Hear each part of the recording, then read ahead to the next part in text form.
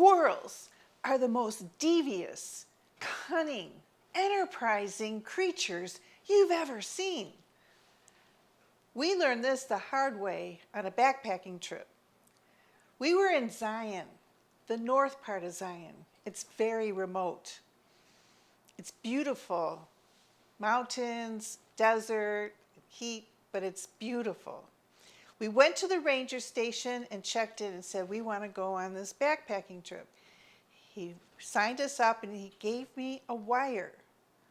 What's this for? I said. He says, the squirrels where you're going to be camping tonight are very devious.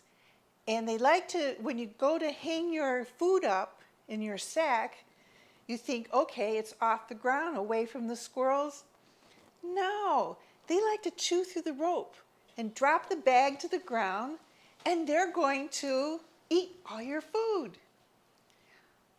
Well, we're planning to be there for 2 days. We can't do without food. So he says, if you hang your food by this wire and put the wire around the branch in the tree, then they can't chew through the rope. Oh, okay. We've got the solution. We've got the wire. So off we went on our hike. It took us all day to get down to the site. It was along a river, babbling brook. It was beautiful, pine trees. We were going to have the greatest time. We set up camp. We had dinner. When it came time to turn into bed, we had the wire. Confident that we were going to save our food from these creatures, we put all our food in one food bag, tied it tight, put on the wire, and hung the wire from the branch on the tree so the squirrels can't get it, right? The next morning, the food was there. We're good, we got it. We decided after breakfast we would go out on a day hike. And again, we hung the food back out by the rope, on the wire, around the tree, and we were confident we were going to have our food when we came back. Off we went for a whole day. We went over and saw Kolob Arch. It's a beautiful stone arch that spans maybe a football field length. It's tremendous. And we sat there and we had a wonderful lunch and we whiled away the day. And finally, we returned to camp. And as we're walking up to camp, the first thing I looked for was the food bag on the rope, on the wire, hanging from the tree. Right? Wrong. No food. It wasn't there. The whole bag was gone. So how could this be?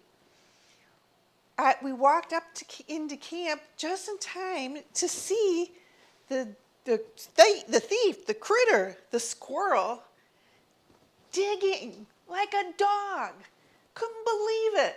I said, oh my God, this little squirrel wasn't going to try to get a few snacks. He was burying the whole bag, just like they would bury nuts. I mean, this bag was this big. And of course, we shoot him off, and we had our bag. He chewed through it.